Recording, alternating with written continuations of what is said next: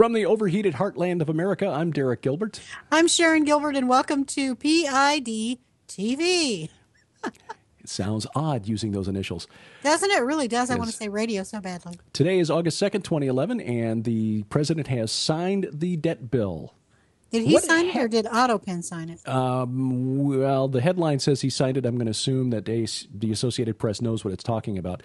What happened to that presidential promise, the campaign promise, to put all bills on the web for 5 days so we can review them before he signed them? Oh, honey, you're asking that things go the way they're supposed to. And honestly, just so you know, if you're new to us, we slam both sides. Yes. There is no politician or political party that we haven't at one time or another taken a whack at. Yeah, it is not the fault of any one party, but rather both parties. Actually, it is one party system with two manifestations, or as we like to put it, two sock puppets being manipulated by the same master.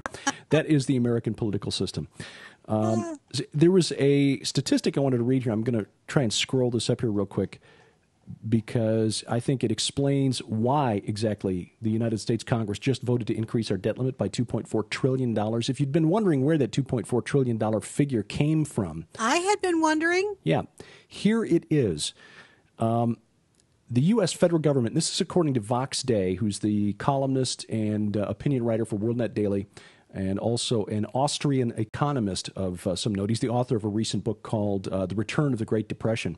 He says the United States federal government has spent 3 years keeping the economy artificially propped up by substituting $4.1 trillion in new government debt for $3.6 trillion in household and financial sector debt deleveraging. In other words, we're paying down our debt, decreasing our consumer spending, and new figures came out today that caused the Dow to drop or decrease in consumer spending for the month of June. So in order to prop up our economy, which is totally based on consumption, the government has borrowed $4.1 trillion over the last 3 years and pumped it into the economy. Okay? The reason you've seen the number $2.4 trillion bandied about is because that buys them, the government, another 6 quarters. Another 6 quarters, 18 months, at the current rate of $365 billion in new debt per quarter, enough to get them past the 2012 elections. It's all about politics. It's all about politics. And in fact, if you're the president, it's all about you, because this is not about saving the American economy. This is about delaying the day of reckoning until after he's been elected to a second term. And Let of course, me tell you, there is a day of reckoning coming, and he may not have any clue about how tough that is. And it isn't just President Obama. Every person on this earth has to face that. That's another show. Yeah, we're not talking economic reckoning in that case. There was one item that struck my ear as I traveled about the state of Illinois today. The government decree that effective August of 2012, contraceptive services will have to be paid for by insurance companies with no deductible. No deductible. I saw that today. Well, what's that about? Well, I assume that contraceptive services may include abortions. Well, you would assume so. There are some other things involved in this, too, screening for HIV, DNA testing for the human papillomavirus, other things like this.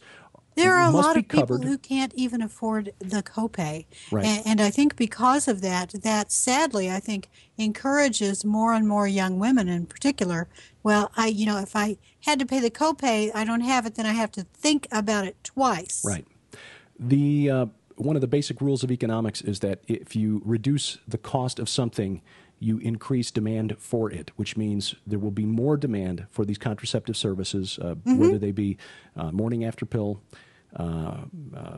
pregnancy screenings, and presumably abortions, because any contraceptive service that is legal and covered by insurance will have to be paid for in full by insurance companies. And, of course, that's not really free, because the insurance companies aren't just going to take this hit to their bottom line. They're going to pass the cost along to those of us who pay. No, I'm still trying to figure out the insurance model, because clearly insurance companies will continue to make money despite this. But they are also, in many cases, giving away their pharmaceuticals. Haven't you seen those ads? If you can't afford to take our AstraZeneca drug anymore, or AstraZeneca, then just let us know. You may qualify for complete reimbursement, or you can buy it for nothing.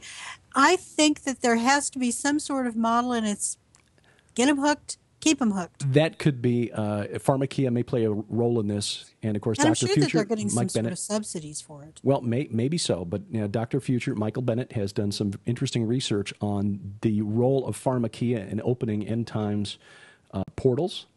So that may play into this. There may also be an aspect of talking about the abortion and availability of abortion. That we're looking at the additional blood sacrifice that will ensue by making these services ever more available. So that's something that caught my ear today. And of course, more talk today about the super committee or the super Congress, the Gang of 12. I still want to know. I did research today to try to determine the answer to this. I still want to know who breaks the tie. Yeah, that's a really good question. Who gets to be the king of this super committee? Well, that gets back to who appoints the members of this committee. 2 sock puppets, 1 master. So, yeah, but who's going to break the tie on the sock puppets? the one master is number 13. The power, the principality. It. Yes. Whoever it is number 13. That is correct. Well, that's all I got for today. Yeah, and that's all. Hey, you know what I talked about on my my little broadcast earlier, my little vidcast earlier? I wish I did, but no, I can't. I'm not allowed to watch TV while I drive. I know. It's distracting.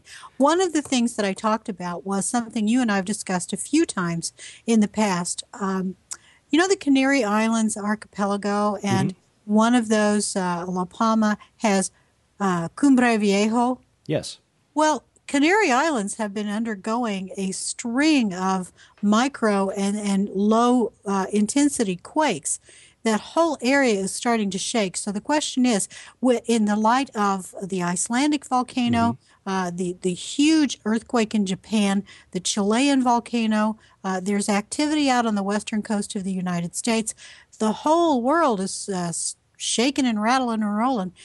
If Canary Islands start to really shake and Cumbre Viejo goes off, then that little, not so little, that half a mountain, if it slides into the sea, it's going to take New York with it. That is, something we talked about on previous shows. Yeah, the size of the slide, the rock slide into the ocean would create a massive tsunami that would cross the ocean in a matter of hours. Exactly. And I bring that up not because we're trying to fearmonger. That is not the purpose of what we do, and I think our listeners know that. But we probably got a few new people on this PIDtv venture, and just so they know, we don't believe in fear-mongering. We believe in trusting in the Lord for our salvation. And the reason we bring up those things because they are signs that we're getting very close to the return of Jesus Christ. That's right. And that ultimately is good news because as we see these signs moving into this season, we're told to look up because our redemption draws near. That's right. Sam, do you want to come on the show? Sam? He's sleeping under his binky in the background there. I think he might be. Yeah. He was there during my earlier show, so I think he was there again. When I sat down to talk a few minutes ago, he acted like he wanted to get up in the chair with me. That's why I asked. Yep. He does want to do some singing later on, so we'll probably have to have your barbershop quartet come over and let Sam do the still got to work part on the of guys. Mary and the librarian. There we go. On Light a Rose. Yeah, that'd be really good. Yeah. Well, until then, I'm Derek Gilbert. I'm Sharon Gilbert. Bye-bye, everybody.